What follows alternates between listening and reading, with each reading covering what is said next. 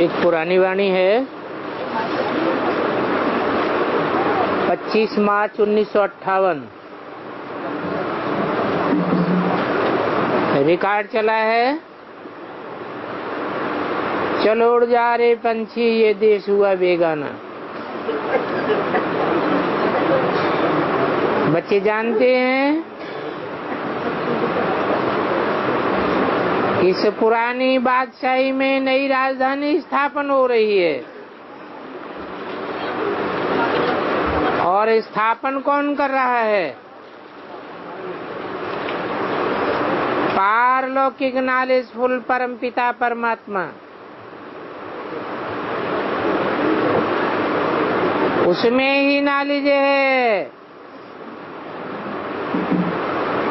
रचयिता और रचना की।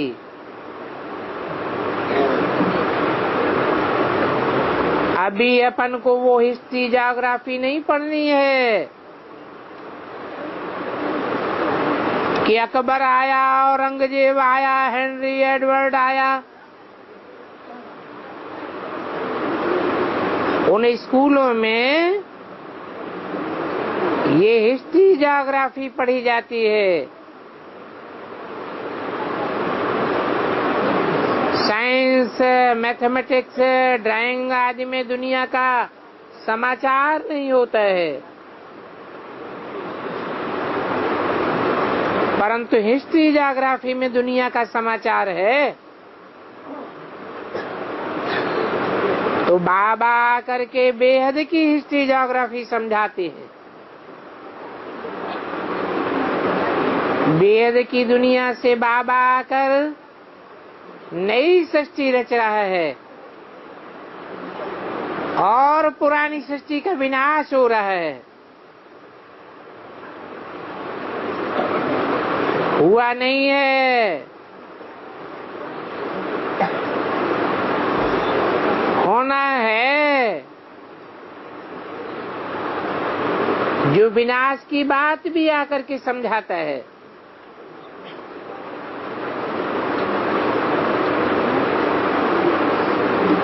कि कैसे आकर के ब्राह्मणों की दुनिया रचता हूँ और ब्राह्मणों की दुनिया में ही विनाश और स्थापना होती है। सो आकर के समझाता हूँ।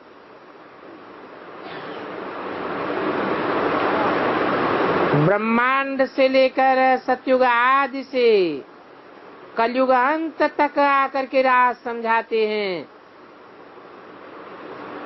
कि हम आत्मा रूपी बच्चे वहाँ कैसे रहते हैं। हर एक आत्मा में कैसे अपना अपना पार्ट मर्ज है। ये बात दुनिया नहीं जानती है। मनुष्य को न नॉलेजफुल, न ऑलमाइटी, न अथॉरिटी कहा जाता है, क्योंकि नॉलेजफुल तो होता है बीज।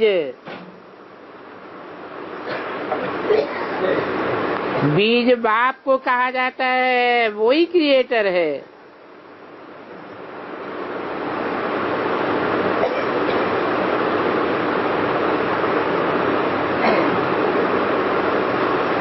अपन तो न क्रिएशन है न क्रिएटर है।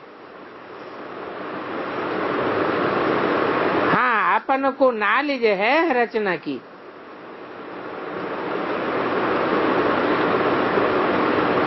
आत्मा क्रिएशन है ऐसे नहीं कह सकते। आत्मा तो अनादि है। अगर हमारे एक रचयिता हो तो रचना की नॉलेज भी होगी, परंतु नहीं जानते हैं, इसलिए हम इडियट है। वो परमात्मा बाप तो सब कुछ जानते हैं, इसलिए उनको जानी जाननहार कहा जाता है। क्योंकि वो चैतन्य बीज है। उस चैतन्य बीज से चैतन्य झाड़ निकलता है।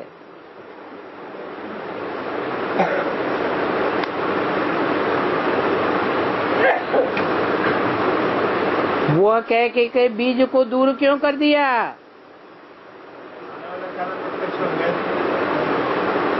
इसलिए कर दिया कि परमधाम में जो भी बीज आत्माएं हैं वो तो जड़वत हैं, उनको चैतन्य नहीं कहेंगे। इस सृष्टि पर जो आत्माएं हैं वो चैतन्य हैं, परंतु वो आत्माएं मनुष्य रूप धारण करती हैं।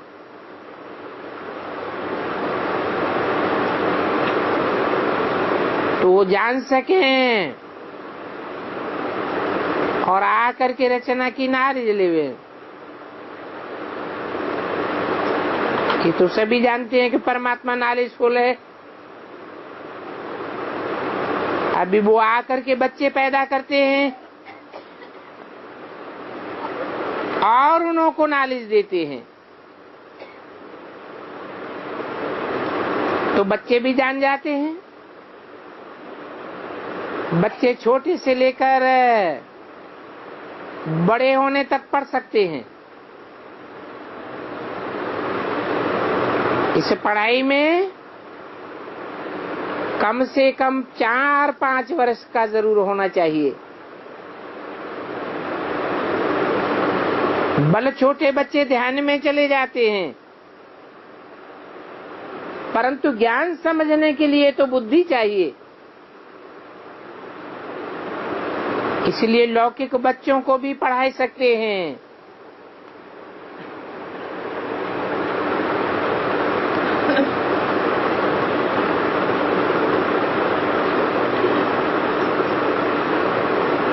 आकर के प्रवेश कर छोटे बड़े बूढ़े को पढ़ाते हैं। छोटे बच्चे जास्ती पढ़ सकते हैं, जवान और बूढ़े को जास्ती चाहना होगी। कारण कि उनकी बुद्धि धंधे वगैरह में लगी हुई है।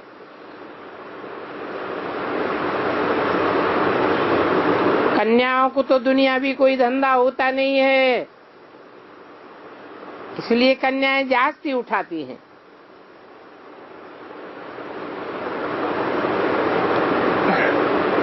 अभी बाप समझाते हैं कि बच्चे मेरा धंधा सीख, वो धंधा करें, परंतु अभी बाबा कहते हैं जैसे उससे मम्मा बाबा और दादा का धंधा है, वैसे ही तुम बच्चों का धंधा होना चाहिए।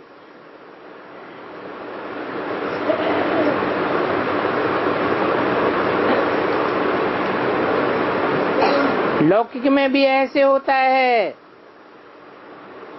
कि बाप डॉक्टर वैद्य होता है तो बच्चा भी अच्छा वैद्य बन सकता है।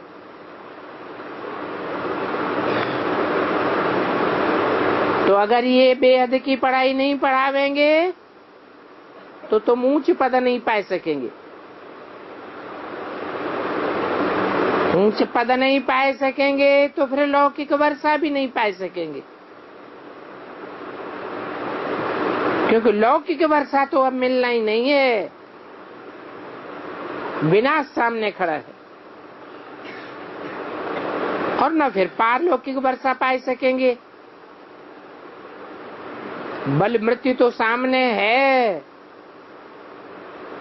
तो क्यों नहीं है अविनाशी वर्षा लेना चाहिए। परंतु जब ज्ञान की धारणा हो तब इस फरमान को समझें और अपने बच्चों को समझावें, क्योंकि ज्ञान के सिवाय तो बच्चे बगुले बन जाते हैं। तो जो बगुले बन जाते हैं वो हंस और बगुले तो इकट्ठे रह नहीं सकते।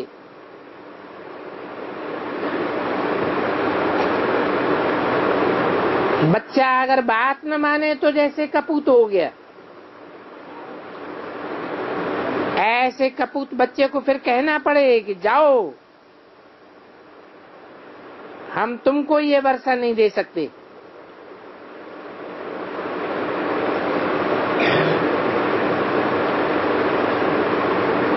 तो बाबा के लिए भी बहुत कड़ी मंजिल है। तब कहते हैं कोर्टों में कोई ठहर सकेंगे, इसमें भी जास्ती कन्याएं ठहर सकेंगी।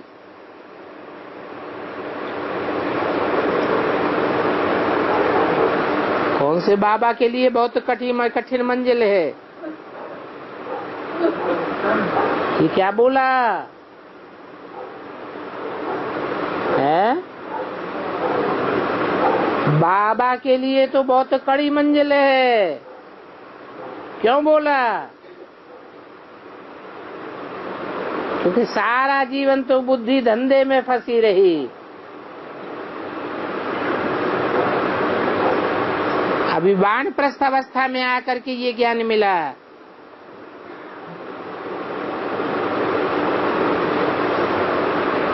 तो कन्याएं जास्ती ठहर सकती हैं।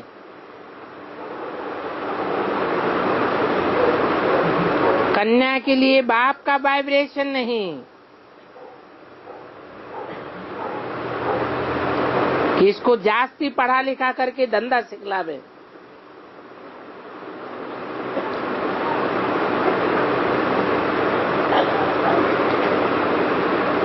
इसको तो जा करके घर संभालना है। बाप की बुद्धि में भी ये रहता है। तो कन्या के लिए बोझा धंधे आदि का नहीं रहता है।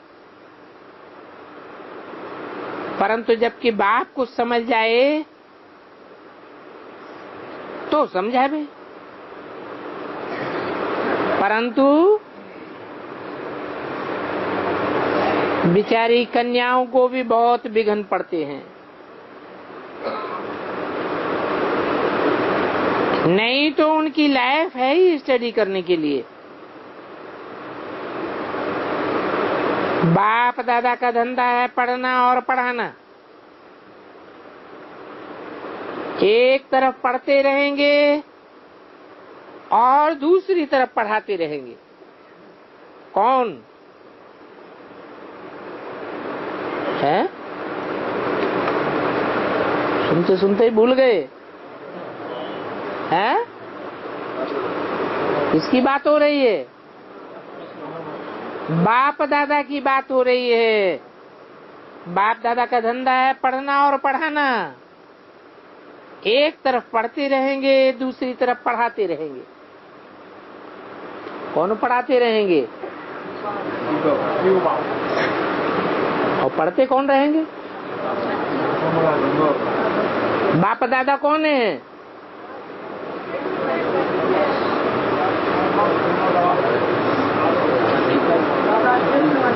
बाप कहेंगे राम बाप को, वो भी पढ़ता है और पढ़ाता है।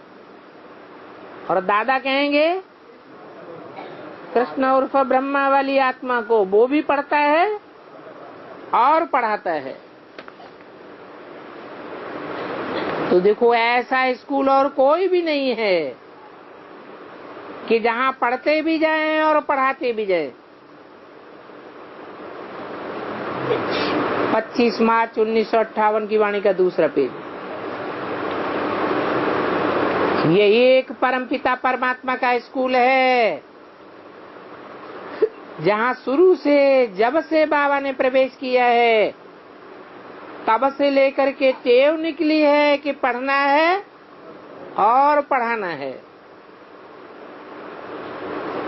कराची से लेकर मम्मा बाबा और तुम पढ़ते थे।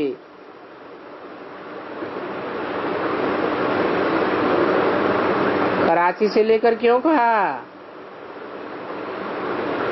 है? सिंध हैदराबाद से क्यों नहीं कहा? कलकत्ता से क्यों नहीं कहा?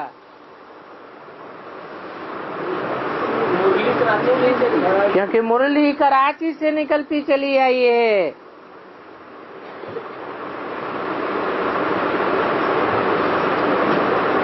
तो तुम नए को पढ़ाते थे। बल पाकिस्तान हिंदुस्तान के हंगामा होने के कारण कुछ समय इतना नहीं पढ़ने आए। आबू में भी इतने पढ़ने नहीं आए, तो फिर आखिरी में तुमको निकलना पड़ा। परंतु जो कुछ भी हम पढ़ते हैं वो हम पढ़ाते भी रहते हैं। वहां तो इम्तिहान पास करके सर्टिफिकेट लेकर के फिर पढ़ाते हैं, परंतु हमको सर्विस करने के बाद ऑटोमेटिकली सर्टिफिकेट मिल जाता है। यहाँ व्यवहार की बात नहीं है। परंतु जो पढ़ाए नहीं सकते हैं उनको झाड़ू लगाना, रोटी पकाना, बर्तन मांजना, कहेंगे यही सर्विस करो।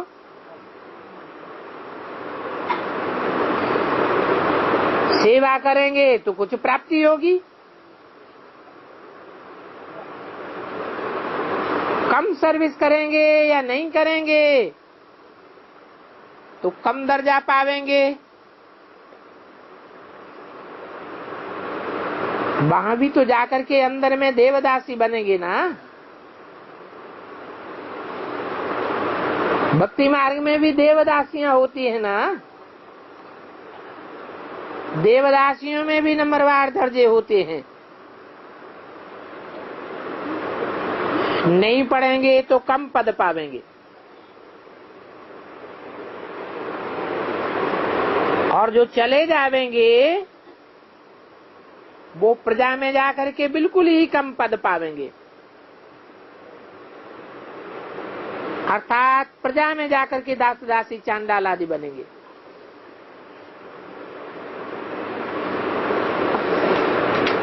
तो ऐसी पढ़ाई को तो कब नहीं छोड़ना चाहिए। बाकी जो माँ बाबा दादे का धंधा है वही हमारा धंधा है। तो अपने बाल बच्चों और स्त्री को भी पढ़ाना है। बाबा को फॉलो करना है। जो पढ़ते हैं बाबा को मदद करते हैं, उनों के लिए ये धन भी है। वो बाबा अविनाशी धन देता है, और विनाशी धन कोई की बुद्धि में बैठा, हुंडी की बात बुद्धि में बैठी तो हुंडी तो भरावेगा अथवा दिलावेगा, परंतु वो तो अल्पकाल की बातें हैं। बाबा तो अविनाशी धन डायरेक्ट देता है,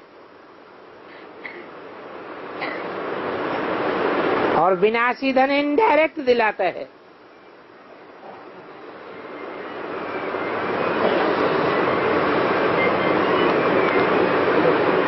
जैसे बाबा अविनाशी धन देता है,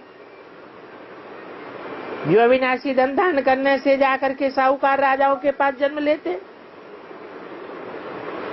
तो इनडायरेक्टली विनाशी धन साहूकारों राजाओं आदि के द्वारा दिलवाता है। तो ये रूहानी नॉलेज है। जो मम्मा बाबा धंधा करते हैं तो बच्चों का काम है ये धंधा करना। बच्चों का काम है सुनना और सुनाना। अब बच्चों को पढ़ाने के लिए पुरुषार्थ चल रहा है, क्योंकि बच्चे जल्दी पढ़ सकते हैं। बूढ़ों की बुद्धि तो लोभ मोह में होने के कारण उनकी जर्जरी भूत अवस्था हो गई है। ऐसे तो धारणा बूढ़े भी कर सकते हैं, क्योंकि ज्ञान बिल्कुल सहज है, परंतु देही अभिमानी न होने के कारण देह अभिमान में फंस जाते हैं। मोह में फंसने के कारण धारणा नहीं कर सकते।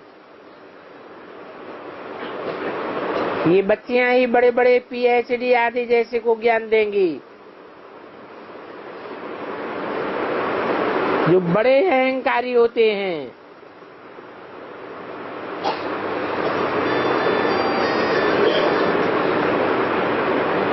तो ये ऐसा छोटे बच्चों और बच्चियों का कॉलेज है, ये यूनिवर्सिटी निकलनी है। छोटे बच्चे कोई ध्यान में भल जावेंगे, परंतु ज्ञान नहीं है तो भरतनाट्यम पे नहीं।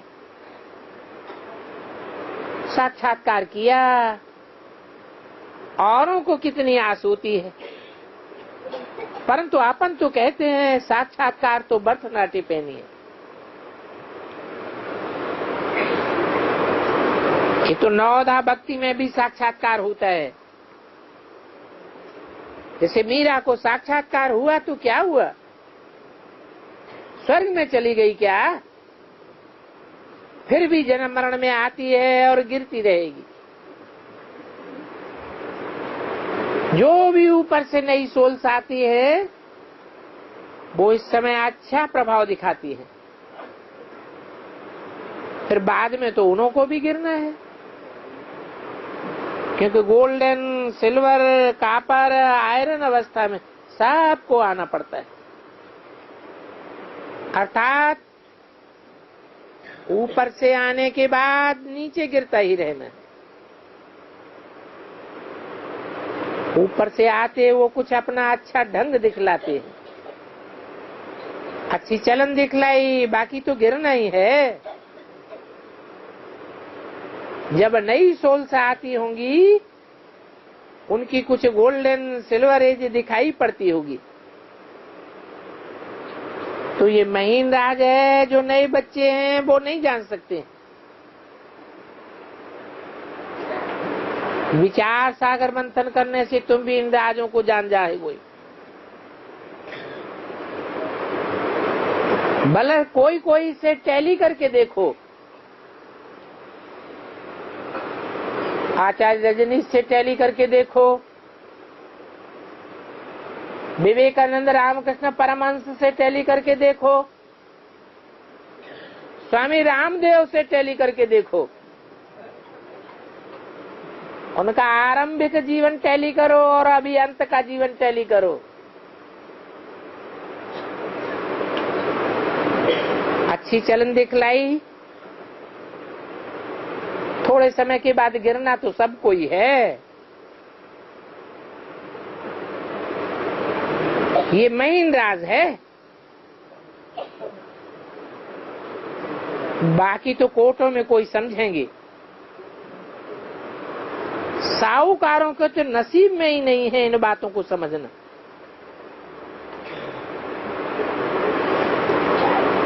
तो फिर उनके पिछाड़ी कौन पड़ते हैं?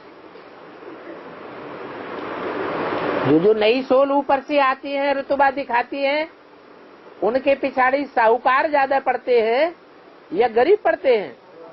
साहूकार ही जास्ती पड़ते हैं। अभी तो जो अबलाएं हैं,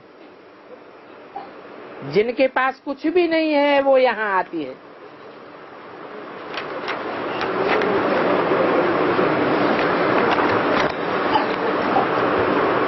कहते हैं ना, गरीब निवाज अबलाओं को बल देने वाला।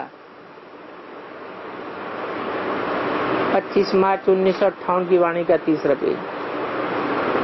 इसलिए गरीब तो बहुत उठाते हैं, बाकी साहूकार तो कम उठावेंगे। उन्हों की बुद्धि में आता ही नहीं है जो ऐसे समझें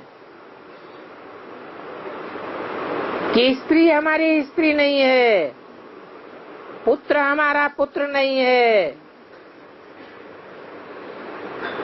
क्या है? आत्मा आत्मा, भाई भाई है। और ये सिर्फ कहने की बात नहीं है, प्रैक्टिकल में करके भी दिखाना है, या सिर्फ समझना और समझाने तक सीमित रहना है? जब बाप की बुद्धि में बैठे तो नौकरी बच्चे को करनी नहीं है, मेरा लौकिक वर्षा इनको मिलना नहीं है, तो फिर अविनाशी वर्षा बच्चों को दिलावे। ऐसा कौन सा बाप होगा जो खुद माला माल होवे और चाहे कि बच्चे कंगाल बन जावे।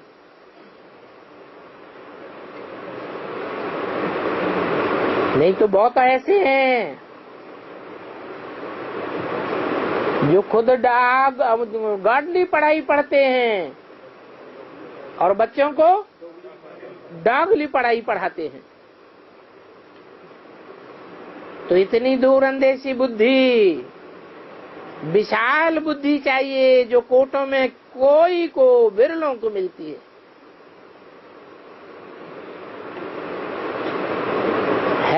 तो सारा मधार बाप क्रिएटर के ऊपर।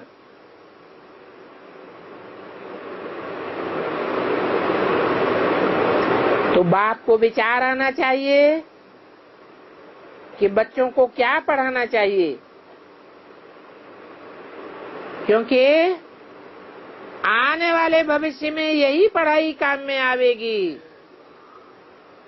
वो डागली पढ़ाई काम में नहीं आवेगी।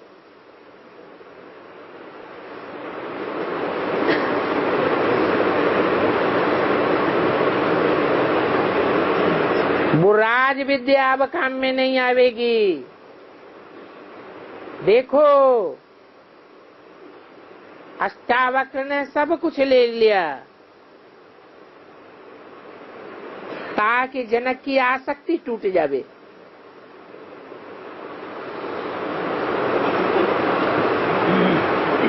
तो आसक्ति होनी नहीं चाहिए। आसक्ति होना है तो किसमें होना है? एक बाबा में और बाबा की पढ़ाई में। तो अष्टावक्र ने जनक की आसक्ति तोड़ने के लिए सब कुछ ले लिया। तो मिसाल कहाँ से लिए तो उठाया है? अरे ये मिसाल कहाँ से उठाया? शास्त्रों से उठाया या संगम युग से उठाया?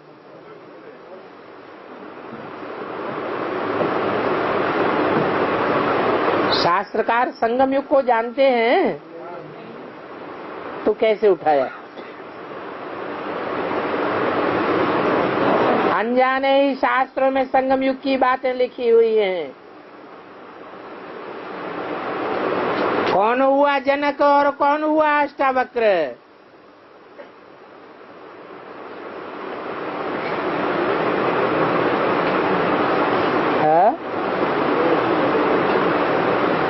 अरे है?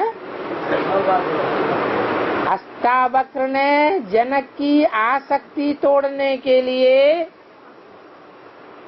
उनसे सब कुछ ले लिया। लगाओ अटैचमेंट। कौन है जनक? है जनक ब्रह्मा बाबा है। जनक माने क्या होता है? जन माने जन्म का माने करने वाला। जनक माने जो जन्म देने वाला है, अर्थात बाप। और 8 जगह से टेढ़ा कौन है? कोई कहते हैं इस औरत ने हमारी कमर तोड़ दी, तो कमर से टेढ़े हो जाएंगे ना। वो तो 8 जगह से टेढ़ा हो गया। तो किसका पार्ट है? हैं? किसका पार्ट? ब्रह्मा बाबा का। कैसे? कृष्ण को ही 8 पटरानियां दिखाते हैं। पुरुषार्थ में ऊंचा चढ़ते चढ़ते आखिरी पट्ट में जाकर के गिरती हैं, तो बेइज्जती किसकी होगी? पटरानी रखने वाले की बेइज्जती होगी या कोई और की होगी? 8 जगह से टेढ़ा दिखाया है।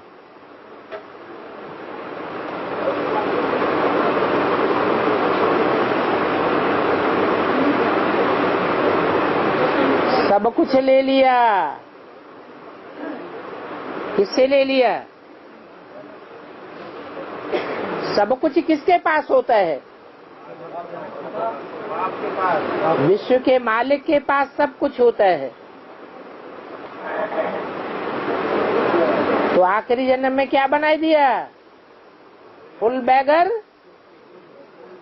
तो फुल प्रिंस बनता है, परंतु आसक्ति तोड़नी पड़े। तो आसक्ति होनी चाहिए एक बाबा में और पढ़ाई में।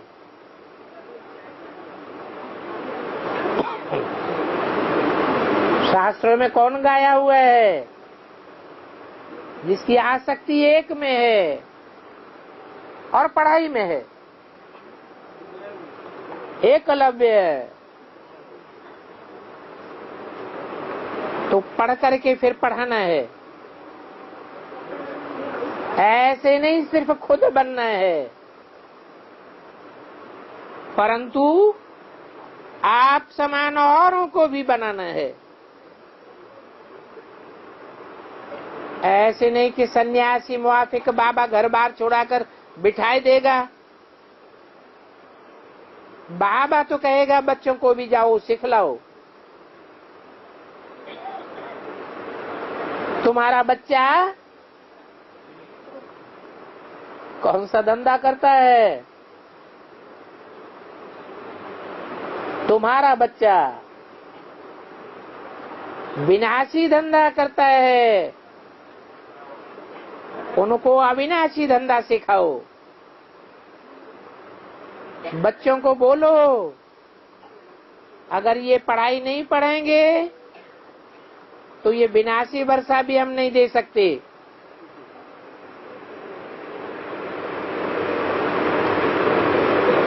कौन से युग में होता है विनाशी वर्षा? है द्वापर कलयुग में होता है विनाशी वर्षा। और कौन से युग में होता है विनाशी वर्षा की प्राप्ति? प्राप्ति होती है संगम युग में, पढ़ाई के द्वारा।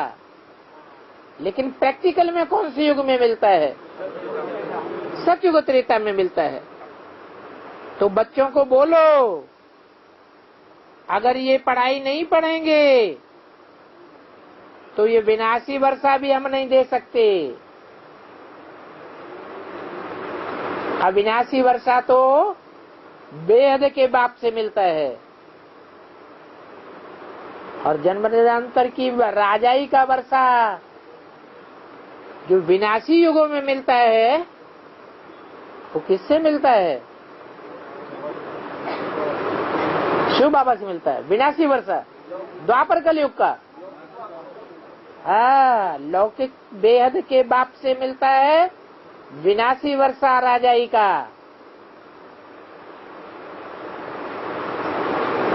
और अलौकिक बाप से मिलता है, पारलौकिक बाप से मिलता है अविनाशी वर्षा सतयुगोत्तरीता का।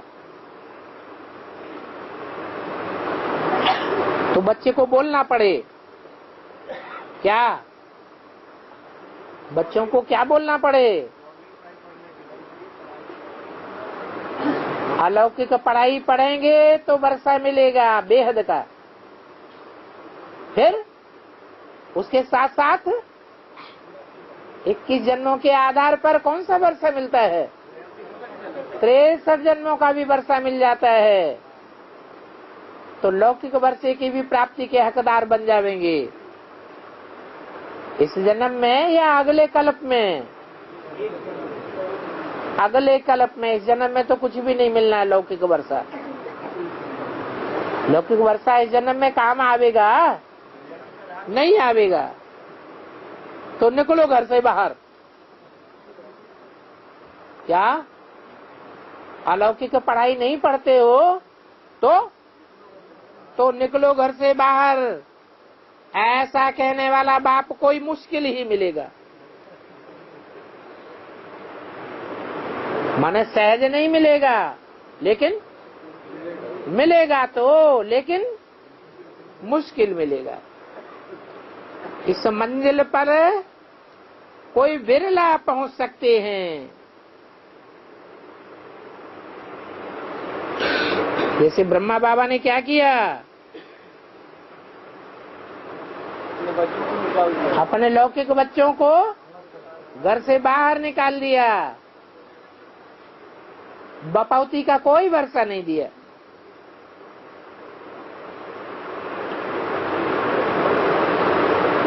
हाँ, बाबा की कशिश से कोई बिरला निकल आवे तो हो सकता है। ये बहुत मेहनत की पढ़ाई है, जो खुद पढ़ करके फिर औरों को भी कल्याण कर सकते हैं। कोई आकर के इंडिविजुअल पूछे तो उनको बता सकते हैं कि तुमको ऐसे ऐसे करना चाहिए।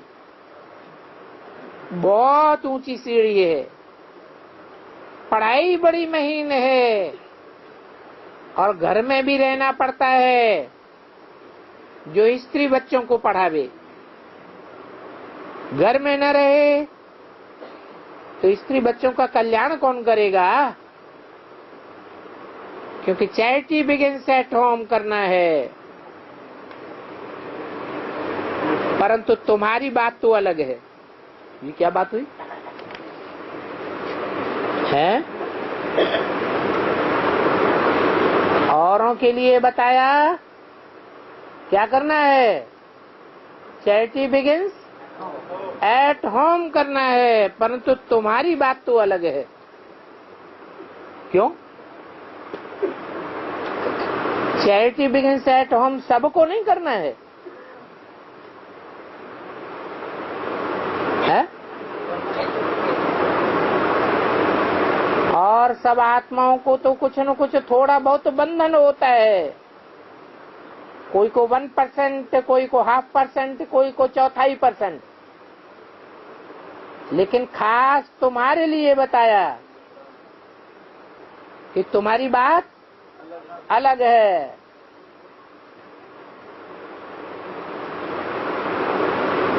क्या अलग है?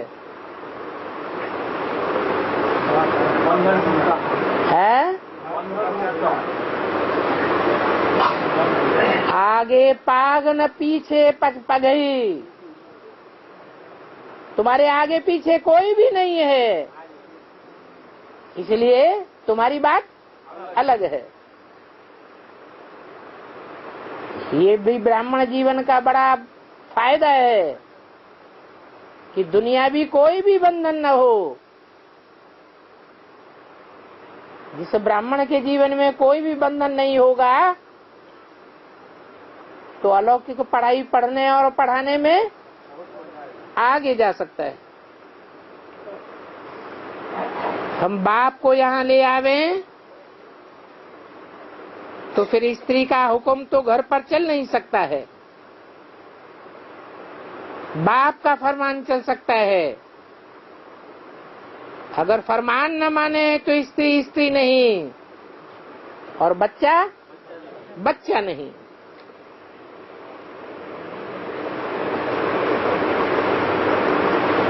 क्योंकि माँ क्रिएटर नहीं होती है, तो माँ का फरमान चल नहीं सकता है, बाप का फरमान ही चल सकता है।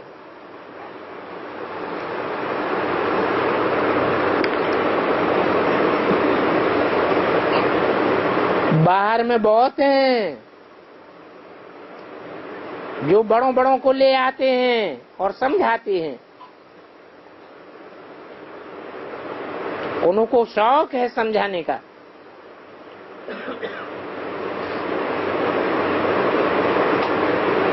प्लान ऐसे निकल रहे हैं जो बहुत सहज समझा सकते हैं। समझाना दिन प्रतिदिन सहज होता जाता है।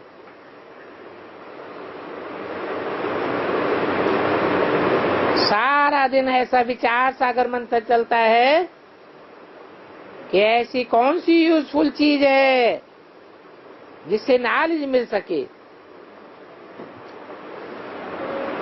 तो ये है त्रिमूर्ति का चित्र सबसे अच्छा। तो बाबा को बहुत हावी है चित्र बनाने की। कौन से चित्र बनाने की हावी है? त्रिमूर्ति। कागज का या चैतन्य का? चैतन्य का। कागज का है? चैतन्य ब्रह्मा का चित्र कहाँ से आएगा? है? त्रिमूर्ति में ब्रह्मा का चित्र चैतन्य कहाँ से आएगा?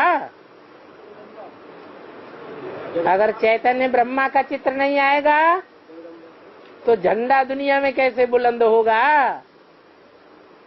दुनिया वाले खास भारतवर्ष में कौन सा झंडा बुलंद करते हैं? तिरंगा झंडा बुलंद करते हैं। ये 3 रंगों का झंडा, कपड़े का झंडा ब्रह्मा विष्णु शंकर की याद दिलाता है, जिन्हों के संगठित होने से सारे विश्व पर विजय प्राप्त की गई थी। तो त्रिमूर्ति का चित्र सबसे अच्छा है। तो बाबा को बहुत हावी है ये चित्र बनाने की। इस चित्र में ऐसे फर्स्ट क्लास नॉलेज लुधी हुई है जो बात मत पूछो।